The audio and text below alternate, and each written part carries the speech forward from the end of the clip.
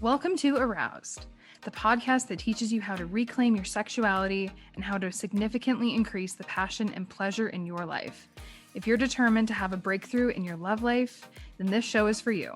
I'm relationship, dating, and sex expert Samantha Pop, and I'm stoked to have you join me on this journey.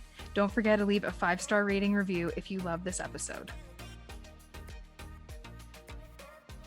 Hello, and welcome to another episode. This episode is very suiting to Follow Thirsty Thursdays because I'm going to be talking all about whether you should have sex with your friend or not. Because, there's a part of you that wants to, if you're listening to this, there is a part of you that's like, I kind of want to have sex with my friend, but I don't know if I should. This is going to go for both. Doesn't really matter what your sexuality is because I've had sex with both men and women. It really all comes down to a couple things. I remember years ago, I used to be so against, having sex with your friends, doing the whole friends with benefits thing with someone that you knew already. I've done the whole friends with benefits thing when, you meet someone off Tinder and, there might not be a spark there and it's like, hey, well, you just want to, hook up and have some fun because, we both have needs and, I don't want to be with you, but, we could have sex and be satisfied. And then there were times when friends of mine that were men would be like, hey, I really want to, take you out. I want to, maybe date you and see what that would be like. I'm interested in doing that. And that scared the shit out of me because I'm like, oh, well, I don't want to ruin our friendship. Everyone says that you can't have sex with your friends. It complicates things. And then, someone gets feelings and the other one doesn't. And it just makes everything so hard. And I really don't want to ruin our friendship. I like the way that it is. That was my excuse for a very, very long time. It really wasn't even about, them getting feelings. I was scared that I was going to develop feelings because I didn't know if I wanted to be with one of my, male friends, if I wanted to date them. I was scared because I was like, I don't know if you're like the boyfriend kind of material that I want. While I was going after a lot of assholes that didn't respect me and just used me for sex, my male friends, wouldn't really try anything on me. And I was happy with that. I was like, finally, someone doesn't just want me for sex. Like they want conversation. They want to hang out, go for sushi and, have that real friendship. They don't just want to fucking sleep with me because that was, a point in my university career when I was going to school that's what some men only wanted. And I was very naive, into that whole codependency part of my life and just, searching for someone to love and accept me because I was still working through that in my own self-love journey of accepting myself. It was a really dark place of my life when I was, sleeping around with a bunch of different men and, expecting to maybe get into a relationship with them and then them just to completely ghost me. And then there was one point that I switched everything and I was like, hey, fuck this. I don't want a relationship anymore. I'm tired of men just using me for my body. I want to use them. I'm tired of men using me. And it's like, you know what? I'm going to role reverse this. And so that is going to be an episode of top mistakes and regrets that I have from being a fuck girl and everything that I did. That is going to be another episode that I will be talking about. But today is all about having sex with your friends. So I was in the midst of, sleeping with a bunch of men and being very desperate in, meeting these men, going on dates with them, or just, attracting shit. And along my journey, there were several of my friends that wanted me to go out on a date with them and they wanted to, explore that romantic side. There was nothing about, hey, I just want to sleep with you. It was all about like they wanted to take me on a date. And that scared me because I was like, oh, well, it's easier just to go out with these assholes, have sex with me, and then just to ghost me because, it's easier to have my feelings get hurt that way than to potentially, go on a date with a friend of mine that I've known for so long, figure out, hey, I actually have feelings for this person, and then potentially can risk getting my heart broken. I was like, I don't really know if I want to do that because then I would lose this person. And that was the thing that scared me the most. So that was the thing that was stopping me from, sleeping with any of my friends when I was single. And I always made the excuse, oh, I don't want to ruin our friendship. I don't want to ruin what we have. I don't want to lose you. Like, I love you so much. And,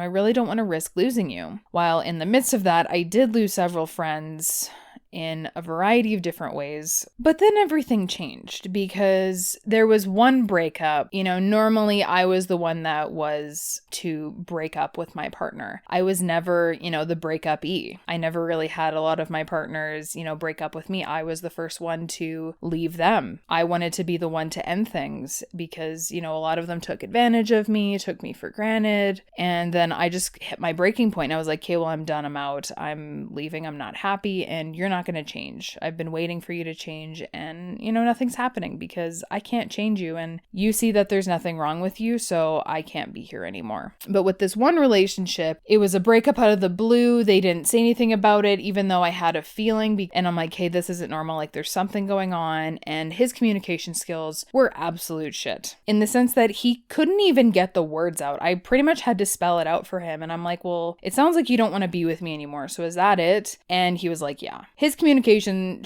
skills were absolute shit. That was a big thing that I was like, yeah, this is something that, I'm not going to tolerate in any of my relationships. You need to own up to your own feelings and what you want. I've left multiple toxic and abusive relationships. Every time I've pretty much told them straight up why I'm leaving. It's like, well, things aren't working. I don't like the way things are. I'm not fucking happy. I'm leaving. I communicated that. At this point, I'm angry, I'm upset, I'm crying, and I had to go get some of my stuff from where he was living because I had forgot a couple things there, and I didn't want to go by myself. So I actually asked one of my friends to drive me there. I was so angry at this point, and I'm like, I'm not going to cry. I don't want to show him any emotion. I don't want to show him that he has any control over me whatsoever. And the person that helped me go get my stuff was just, this emotional support for me. I was a complete wreck, and I'm like, I hate him. I'm so angry at him for this. I'm upset that, he didn't want to be with me because, it did hurt my ego. I'm not going to lie. It hurt my ego. And I was like, well, he should want to be with me. I was actually thinking that because my ego was so in the way. And I'm like, well, he's a fucking asshole. Like, he doesn't want to be with me. Like, I'm so great. And then, I was just like, hey, well, I have to get him out of my head. I switched to that. And I literally turned to my friend and I'm like, hey, you asked me this a long time ago, but, can you have sex with me? And he was like, what? They did hesitate because they were like, well, what is this going to mean? And I was like, honestly, it's just sex. I just need to get emotionally disconnected from him. It's like, will you do that with me? If you don't, like, that's okay. I'm not gonna be mad, but it's like, I need to get him out of my head. Like, I trust you, like, and I want to move on because right now I'm a fucking mess and I don't like being like this. With that experience, because we did end up having sex, it did help me disconnect from my ex. It did the exact opposite that I thought it was going to do way back when, because it actually brought us closer as friends. And, we still are friends now. In my experience, having sex with him in that point of my life when I was a complete wreck and I just wanted, meaningless sex to disconnect from someone else. And, I was very straightforward about that. I'm like, I'm a wreck right now. Like, I don't know what I want. I just know that I need to get him out of my head. And I was very, very upfront. After we did it, it brought us closer. I think we actually went out for pizza or something right after. Like, we did something so us as friends that we went out to eat and we're still friends. It never ruined our friendship. It actually made us become closer and we're still friends to this day. Like, that was years and years ago that we did that and we're still friends. It all depends on the two people involved. Slightly interested, you're very curious about it, but you had the same fears that I did, that it's like, oh, well, Sam, I don't want to ruin our friendship. I'm scared that I'm going to lose them. Yeah, you could, but what's the best possible outcome is maybe you fall in love with them and that's your person. And that's the thing is, like, you're never going to know until you try. And I'm not saying you have to sleep with them straight up without, going on a date or whatever. My situation is completely different than what you're going through. Or if you're in a similar situation as me and, you're very hurt from a breakup and you're like, yeah, I just need to get my ex out of my head. Be very clear and communicate with this friend, like, what your intentions are, because there's nothing worse than, doing something and leading someone on when you could avoid that by having a simple adult conversation. Don't let the fear of, developing feelings for your best friend hold you back, because I'm all about helping women call in their soulmate or the love of their life. Could be in your life right now. Logan was in my life, and look where we are now. We matched back in 2014 on POF, and we were, friends on and off until 2019. And then, see where we are now. We've been together for over a year, and, he's my person. He is the love of my life. He's my soulmate, my person. He was another friend that I decided to sleep with because there were some feelings there. I might want to have sex with you. I did tell him that before I even came. I was like, I don't know how you feel about this, but I was like, this is how I'm feeling. And I don't want to be on two different pages when I come down there. I want us to, be on the same page about why I'm coming down, the things that I'm feeling, and, the fact that I might want to have sex with you because, I do have these feelings for you that are developed. So I slept with one of my best friends, and, he ended up being my soulmate, and I didn't even know it. But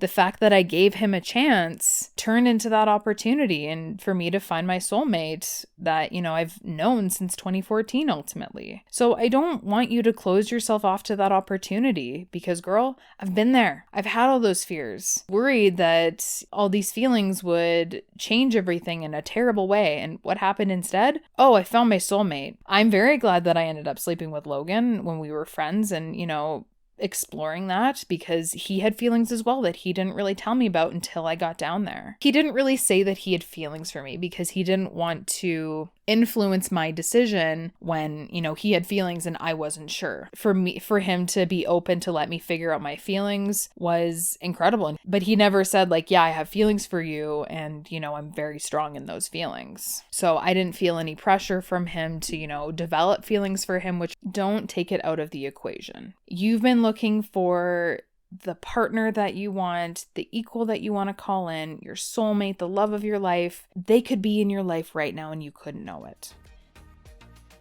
Hey love, what was your golden nugget from today's episode?